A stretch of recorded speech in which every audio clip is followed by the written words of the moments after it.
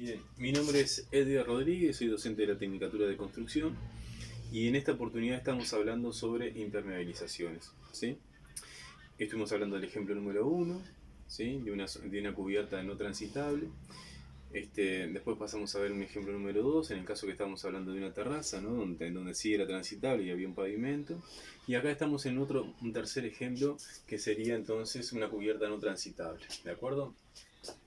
Rápidamente mostramos nuevamente el esquema. Estamos hablando entonces de una losa de hormigón, estamos hablando de una viga invertida, estamos hablando del muro interior, ¿sí?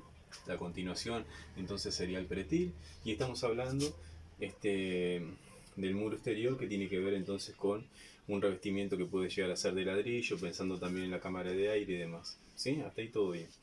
Acá estamos hablando entonces de la parte de abajo, ¿sí? Lo que sería el techo del apartamento de abajo, ¿no? Estamos hablando entonces de un revoque grueso, luego un revoque fino, ¿sí? Y luego entonces la terminación que puede llevar enduido, pintura y demás, ¿de acuerdo? Hasta ahí vamos bien. La losa de hormigón, acá podemos ver entonces estos puntos que representan los hierros de la armadura. Y inmediatamente después de la losa de hormigón nos vamos a encontrar entonces con una capa de polietileno de 150 micras que, que va a ser la barrera de vapor, ¿de acuerdo? Esto de alguna manera sirve entonces para que los vapores de agua que se filtran por el hormigón tengan allí una barrera y no sigan pasando, ¿sí? A las capas posteriores, ¿de acuerdo? Esa es entonces un poco la función de la barrera de vapor. Inmediatamente después vamos a tener una pendiente, ¿sí? Un hormigón de cascote, un hormigón empobrecido, con esa pendiente, ¿verdad? Eso va a servir entonces para canalizar el agua, para conducir el agua hacia el desagüe. Esta pendiente, el porcentaje va a ser del 1 al 3%, dependiendo siempre de las dimensiones de la azotea, ¿verdad? Todo eso depende un poco del proyecto. Enseguida de esa pendiente, de ese hormigón empobrecido, nos vamos a encontrar entonces con un alisado, ¿sí? Una capa de alisado con un mortero de arena y Portland. Ya sabemos que una vez que nosotros hacemos el hormigón, difícilmente el hormigón queda una superficie lo suficientemente lisa como para poder colocar allí una membrana. Entonces lo que le hacemos es un pequeño alisado, una capa fina con un alisado. Inmediatamente a ese alisado va a llevar una imprimación asfáltica, ¿sí? Esa imprimación entonces va a servir para poder adherir la capa de membrana asfáltica, ¿verdad? La capa que termina siendo la impermeabilización. En este caso la impermeabilización, con esta membrana, que puede llegar a ser una membrana aluminizada, ¿no? Pero preferentemente va a ser una membrana geotextil. Es una membrana que es mucho más resistente que la membrana aluminizada, ¿de acuerdo? Bien, se coloca entonces allí la capa de membrana geotextil con la impermeabilización. Nosotros nos encontramos en este ángulo recto, tratar de hacerle una ochava, una pequeña media caña allí, que nos va a servir entonces para facilitar la colocación de esa membrana, para realizar la impermeabilización, ¿de acuerdo? Generalmente la hacemos en dos etapas. Hacemos primero, colocamos el piso, que llega hasta ahí, y después se suelda, ¿verdad? Y enseguida colocamos la otra capa. Esta capa queda montada. Entonces este punto, que es un punto crítico, de alguna manera queda reforzado con la que viene desde el piso y después la que viene desde arriba, ¿de acuerdo?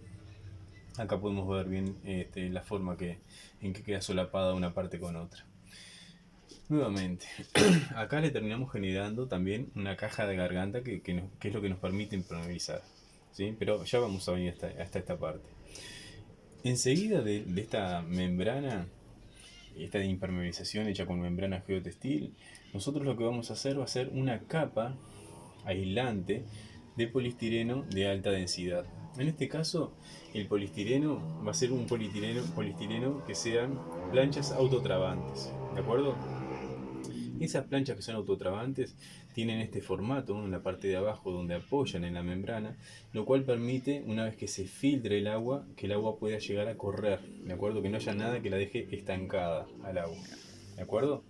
Eso es sumamente importante. Dijimos que entonces que es una capa aislante de poliestireno de alta densidad. Son sumamente duras, ¿verdad? Enseguida de esa capa de poliestireno, de esa capa aislante, nosotros lo que vamos a tener va a ser una capa filtrante de un poliéster, de geotextil, ¿verdad?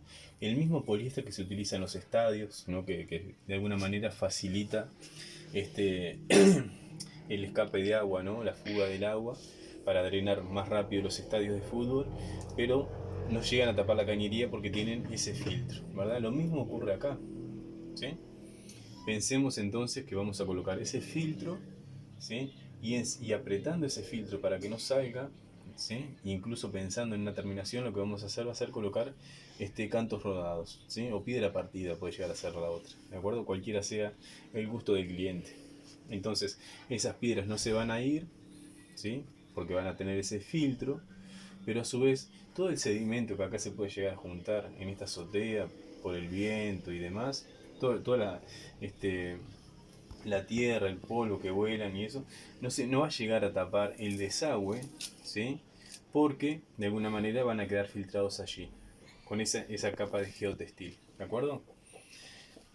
Una vez entonces que nosotros hayamos resuelto todo esto, lo que tenemos que hacer es resolver la caja de garganta.